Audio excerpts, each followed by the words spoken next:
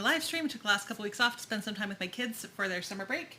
And now we are ready to go. So I asked a couple of my friends what they thought I should make this week. And I was asking for some suggestions. And one of them, actually all of them, have gardens.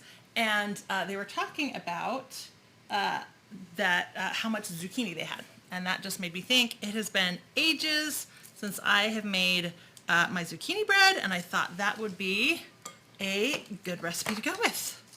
So just making sure I can see all the comments. So if you are watching, go ahead and let me know in the comments so that I can make sure everything is working. All right, Jen, hi, welcome, welcome.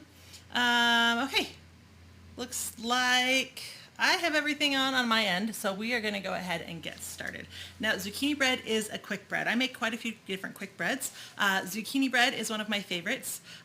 Coconut bread is my other favorite, and I thought about making both of them today in one video, but I've noticed that we haven't had a ton of participation because everybody is probably dying of heat and enjoying getting some break from COVID by being outside and enjoying the fresh air. So I didn't want to make too long of a video, so I'll definitely do the coconut bread another time. Another quick bread that's really incredibly popular is banana bread, but since I despise bananas, that is not something that ever gets made at my house. And then the final quick bread that I tend to make, oh hey buddy, that I tend to make a lot of is Amish bread, the one with pudding that you like have a starter and you keep it going. I don't know if you guys all grew up with that one. I did. Hey, I thought you were going to be in my live stream today. Oh, look at that grumpy face. You're not even going to say hi? Wow. I don't know about you, but my kids are spending too much time on screens and definitely coming out. All right, so let's get started. First thing we're going to do is mix up the dry ingredients. So we have flour, and this is just all-purpose flour. Now, typically when it comes to bread, I do not, oh, great. I left my recipe in the other room. Joseph, hello, Broke Baker. Welcome, welcome. Hold on. I have a notification that is popping up and not allowing me to see comments on my laptop. Lovely. All right, well, this will be fun. I am totally not able to close this, and I'm struggling to see comments. This is, okay, this will be interesting. All right, we're just going to move on. So, we're going to have some salt. Hey, Brooklyn.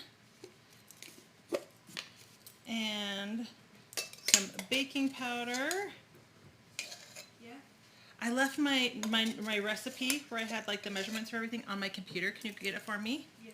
Oh, lovely. Now my laptop is restarting. This is going to be really fun. So I can see Facebook comments here in front of me, but YouTube comments I'm going to have to look over here. So I apologize if it looks like I'm not paying attention to you. I'm just trying to keep up with comments because, yeah. No, on my desk, right where I was working. Okay, so we have flour, salt, and baking powder. Now, a lot of times people ask me the difference between baking powder and baking soda. So I tend to use baking soda when there is acid in the ingredient.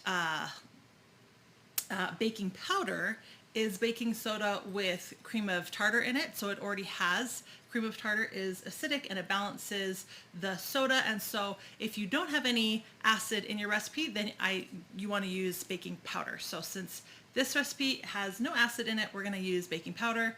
If I was making like my lemon scones or something like that, then that's when you would balance it out with the baking soda. So the other thing that I add to my dry ingredients, thank you so much, baby girl. Sorry, I redid my measurements for this one, and I could not remember how much I brought the salt and baking powder up by. Okay, a little bit more baking powder. Oh, my container is so empty. Ooh, come on. Time to refill. And a little bit more salt. I also add cinnamon to mine. So cinnamon is totally optional. Cinnamon is actually, did you know this, the #1 spice that people are allergic to? I mean, not a lot of people are allergic to spices or cinnamon, but if you are allergic to a spice, then cinnamon is probably the one. So, but I like to add cinnamon to mine. You can go, I do a whole tablespoon for this recipe. If you feel it's a little bit much, you can go ahead and cut it back or do nothing at all if you prefer.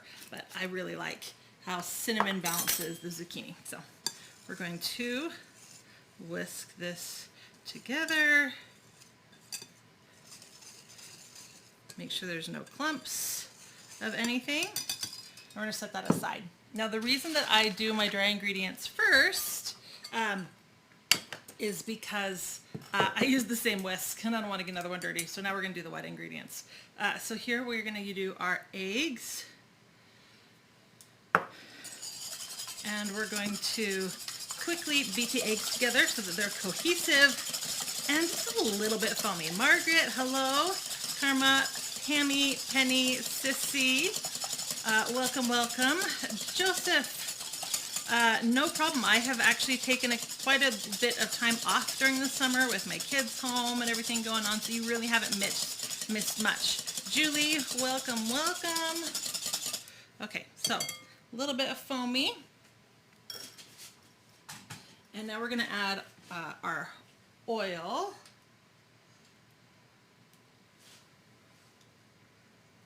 Now I use olive oil, which I know a lot of people don't like using, but it is, I feel like vegetable oil and canola oil tend to have kind of a rancidy flavor, so it's personal preference. You can use whatever oil that you like. So, and I like using a mixture of brown sugar and white sugar for a depth of flavor. We're going to whisk this together. One thing that you want to be sure of, because we're using a whisk and not a hand blender or a stand mixer, you want to make sure that your brown sugar doesn't have a lot of chunks in it before you get started. The batch that I made earlier today, my brown sugar had been left slightly open and was a little bit chunky, and it was a total pain to try to break up those chunks. Obviously it's brown sugar, you're always going to get a couple chunks, but it had like massive chunks. I had to stick my hands in here and was trying to break them up with my hands. It was a mess. All right, so I want to make sure this is nice and cohesive. Now if you want to get your hand blender out, you can. I just find that for quick breads, it's really fast to just whip them together and not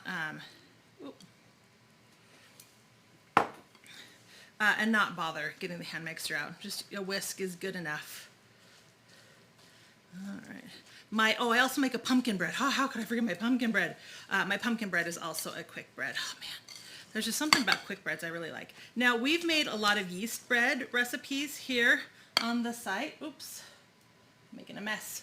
And with yeast breads, I don't bother doing any high altituding because you're adding all the ingredients and half the flour, and then you're slowly adding flour till you get the right consistency, and that's what it's about. But these quick breads are more like cake that you call bread so you can feel better about yourself. and so you do want to consider high altituding them. So I live up at like 4,500 feet, and so what I do for high altituding is for every cup of flour, I add another tablespoon. For every cup of sugar, I take out a tablespoon. I use less leavening and a little bit of extra liquid. I cook at a little bit higher temperature for less time. So those are the changes that I make. And, man, I'm making a mess. There's just zucchini mixture everywhere. All right, I would love to hear if you guys have a favorite quick bread that's like a go-to for you that you really, really enjoy making, that you make all the time. Oh, also, if you want to make a chocolate version of the zucchini bread, what I do for that is I take away like half to 2/3 cup of flour and substitute it for cocoa powder.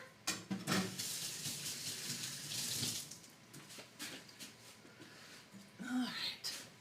So now we're just going to whisk this together. So I pour the wet on the dry.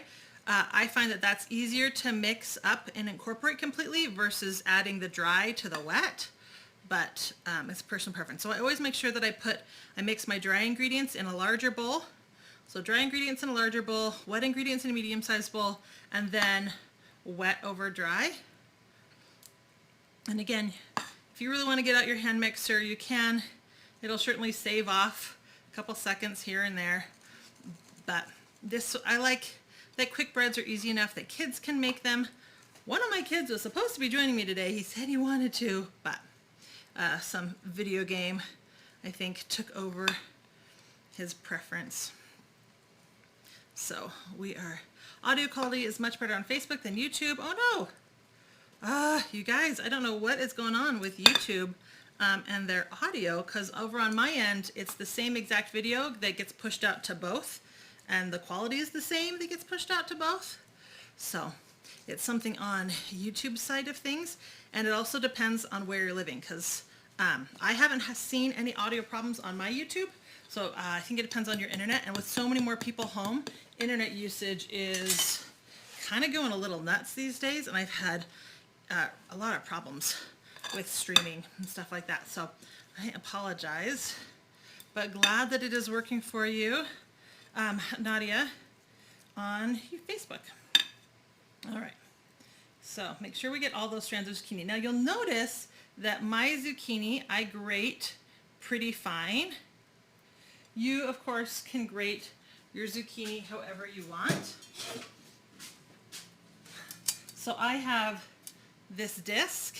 I use my big ones for cheese. I use the small ones for Parmesan, the big ones for soft cheese like cheddar and Gruyere and Monterey Jack and Swiss and mozzarella and stuff like that. I also use the big ones for potatoes when I'm making my cheddar broccoli soup, because I like to add potatoes to my cheddar broccoli soup for texture, and I use the big ones for that. I used the small ones for the zucchini today because I'm all about the perfect bite. If any of you guys have seen Mirror Has Two Faces with Barbara Streisand, like when she puts together a little bit of everything on that bite, she calls it perfect bite, like I'm like, this woman is speaking my language. And I doubt that Barbara Streisand actually feels that way, but her character does. And so for me, getting the zucchini grated really fine, I've tried it both ways, and both ways it tastes just fine. I don't know that my kids noticed a difference, so it's just a personal preference. So you do not have to grate your zucchini fine like mine is. You can grate it normal, and the outcome will be just the same. So just a quick note. Margaret, you love zucchini. So glad. Pulling curls, you hear be just fine. Thank you so much, Hillary. Joseph, you have a website you would like to write to me about. That's fine. My email is ashlee@ashleemarie.com. Ashlee spelled with 2 E's. Mary, you make zucchini bread last night and turned out really well. See? Great minds think alike. Thank my friend Amber for the suggestion. She was the one walking me through how good her garden was doing. I have never been a gardener. I didn't grow up gardening. My parents didn't garden, but my daughter really wants to garden, and so I kind of told her, go for it. But nothing grew. We had snails. All right, so this is where you can go ahead and bake it if you like your zucchini bread as simple as possible. Come on, cameras. There we go. I add chopped pecans to mine, always. So I just fold that in once I'm happy with this. Now, if I'm going to be making muffins instead of bread out of this, I will chop the pecans finer so that they're really small. But when I'm making a loaf of bread, I leave them roughly chopped like this. All right, next up, our loaf pans. So this is an 8.5 by 4.5, an 8 by 4, and a 9 by 5 will work too. Just remember, the larger your pan, the flatter your bread will be. The smaller, obviously, bigger. All right. So this makes 2 loaves or 24 muffins, or if you add cream cheese frosting, they turn from muffins into cupcakes, so there's that. Oh. Whoop. All right.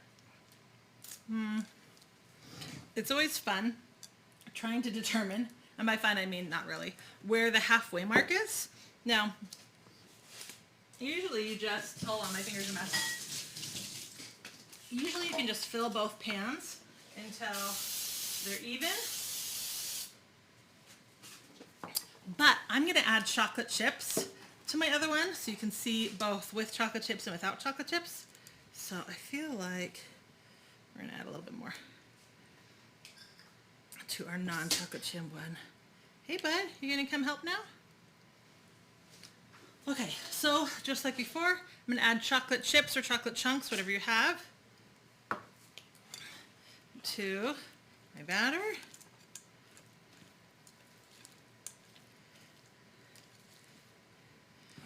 And we're gonna add that over here to our bread pan. Oh, this batter tastes so good. Do the rest of you guys eat raw batter? Is it just me? We grew up eating raw batter. And now all of a sudden it's like the eggs aren't good for you and the flour is not good for you. And if you're going to make raw cookie dough and eat it, you have to do all these like tricky stuff. Microwave the flour to cook it. And I don't know. It all seems really strange to me. I am a raw batter eater and I have survived. So, who knows? All right. Hey, look how good I did. They're like super even. Oh, man, I love it when I get it right.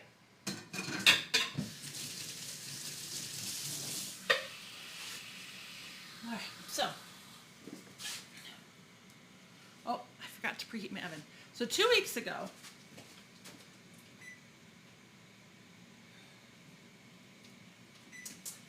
my internet was completely down, so I couldn't go live. Last week I was in St. George at my sister's house, and obviously I'm not going to bring my entire setup to her place, so I didn't go live. But I am home for the rest of the summer, so I should be going live every week. I would love to hear in the comment section what other types of summery recipes you would like to see. The other adventure I've had this summer is that my air conditioner started leaking through my furnace, and my water heater, my pilot light keeps turning off. So I have been having quite the adventure this summer, but I'm still baking. My air conditioner is still working, knock on all the wood. This is my first summer where the air conditioner hasn't like gone out for 2 weeks straight, so knock on everything. But yeah, I would love to hear suggestions on other fun summery or back to school recipes you would like to see as we head on into fall. Obviously for fall, I am a decadent baker and chef, and so I have a lot of really rich recipes. And I have tons of plans for this fall, but I didn't want to hit you with too many heavy stuff over the summer. When I am dying of heat, you're probably dying of heat. I'm trying not to turn my oven on twice a day, although it's been on, I probably turn my oven on every day still, but I know that most of you probably don't like to do that. So hit me up with other recipes that you would like to hear more of down in the comment box. All right, so for cooking, these cook at 350 degrees for about 50 minutes. What you want to do to check it is if you press in to the final dough, you will, if it indents, you know that it's still raw inside and you want to cook it for a little bit longer. If it bounces back, you're good to go. It'll also start to pull away on the sides. You really want to be careful not to over bake, just simply because it'll be a little bit drier and you want this as moist as possible. So I did mine for 45 minutes. Tested it, it was still squishing in. I added another 5 minutes, ended up cooking for 50 minutes, and then I pulled it out. Now, my normal one was totally ready to go.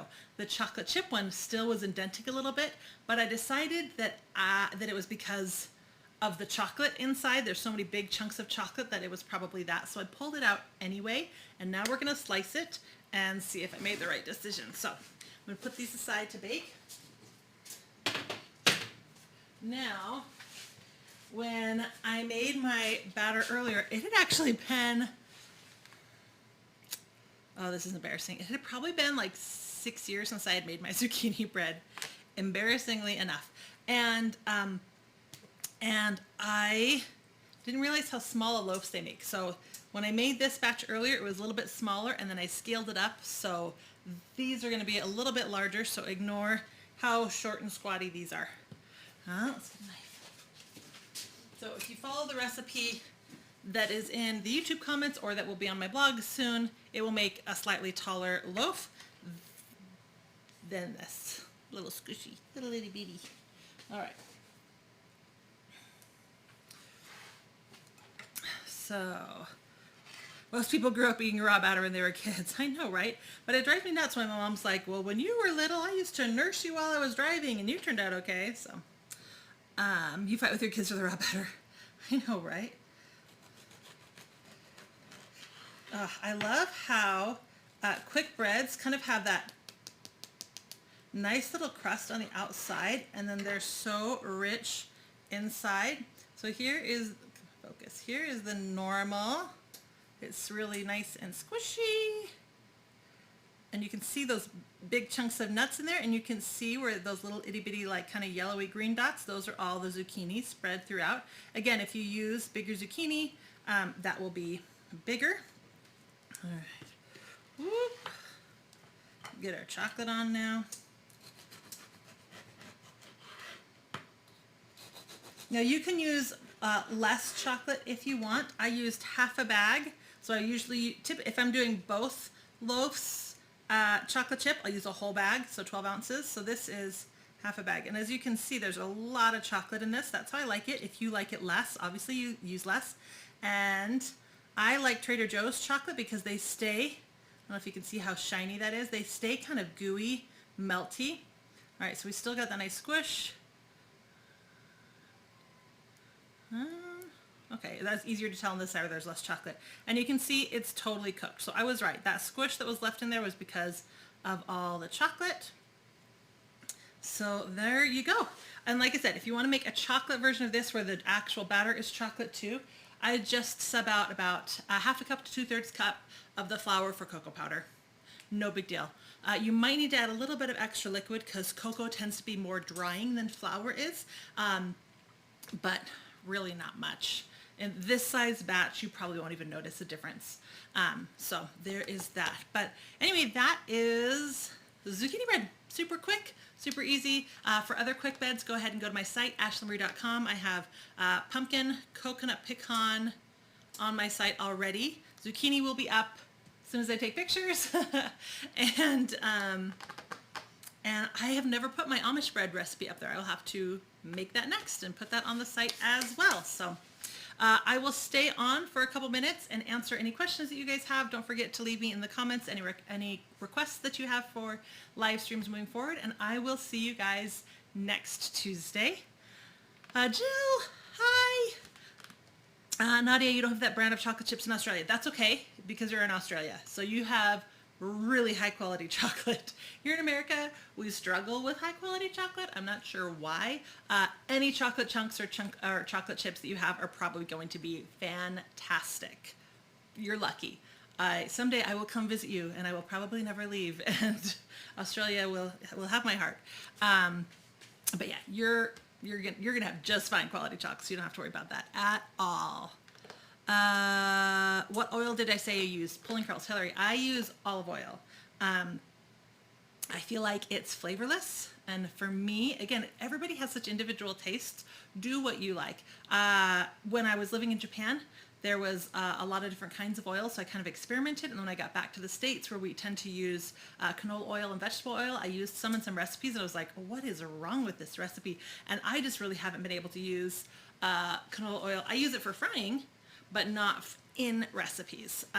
But use whatever oil that you like and that is your preference that you bake with. I tend to get a lot of comments about how olive oil is not for baking from people. So personal preference, any oil will work just fine. You can even use coconut oil.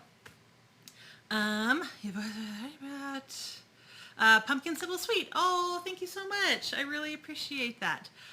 Brenda, have you tried crushed pineapple? No.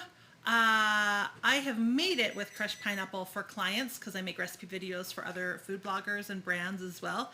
I just personally don't love pineapple. My kids do, and they would probably really love it. You would obviously have to change the liquid ratio a little bit. I would recommend squeezing all the extra liquid out of crushed pineapple so that it was on the drier side. I'd put it in a paper towel, like a couple layers of paper towels, and really squeeze it dry.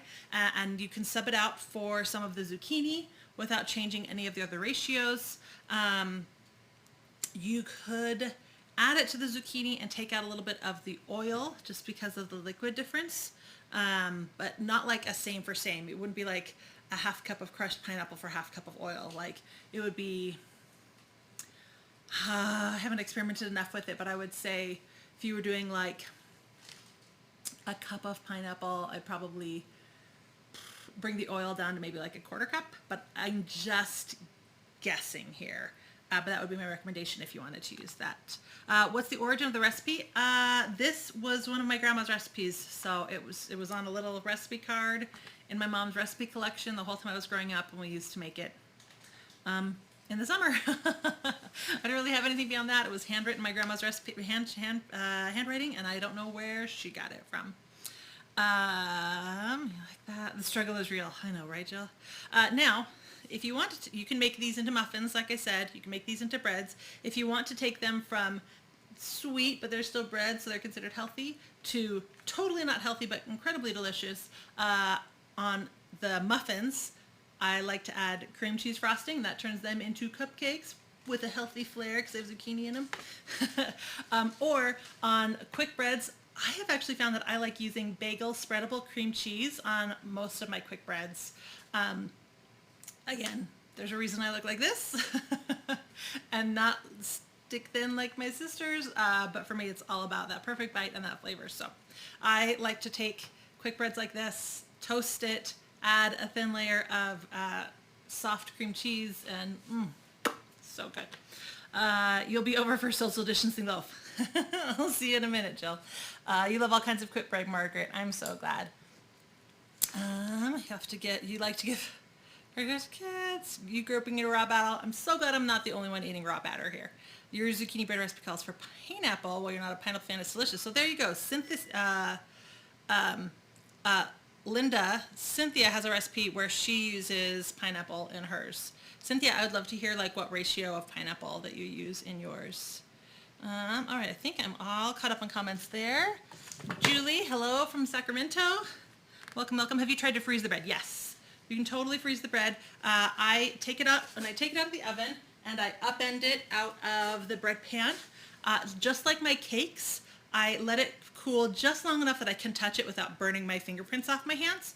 And I wrap it in about 3 layers of plastic wrap and stick it in the freezer warm, and the plastic holds all that steam in so the steam doesn't escape and it keeps your bread more moist. Personal preference. You can wait till it's completely cooled and wrap it in 3 layers of plastic wrap. I also will wrap it in plastic wrap and put it in like a gallon-sized freezer bag just for double protection. And for how long it stays good in the freezer really depends on how badly your freezer has freezer burn in it. So for me, my downstairs freezer desperately needs to be totally cleaned out. So it's a little on the freezy burny side. So right now it would only last a month or two. In my upstairs fridge that doesn't need to be totally cleaned out and redone, it would probably last like 4 months. So I've never tried it longer than that because it always gets eaten by that point. But yes, you can totally freeze it. You usually put cream cheese filling in your quick breads. Yes, I have done that before as well. I'll make like a cream cheese, cheesecakey kind of mixture and put that in. When I'm making them in my bundt cakes, I'll do that. Yes, that is a good way to go as well, for sure.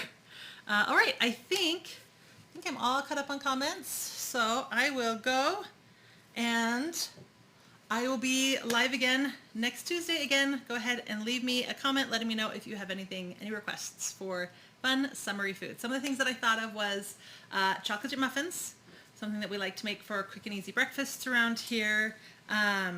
Teriyaki chicken in the Instapot, because then you don't have to turn on your stove or oven for a nice, quick, easy meal. I make a lot of Indian curries in my Instapot. I thought about doing an Instapot cheesecake. I wasn't sure if that was too rich and decadent for the summer. I mean, not at my house, but for the average person who's not trying to gain 100 pounds over COVID. But yeah, so let me know if you have any requests for this. Or, of course, I have another 3 dozen ice cream and frozen yogurt recipes. I just didn't want to be too repetitive and make ice cream every single week. Not that my kids would mind at all. But and if any of you have had a chance to try out that butterbeer ice cream, seriously, probably one of my all-time favorite ice cream recipes that there is right now. So thank you again, and I will see you guys next week. If everything turns out properly like it's supposed to.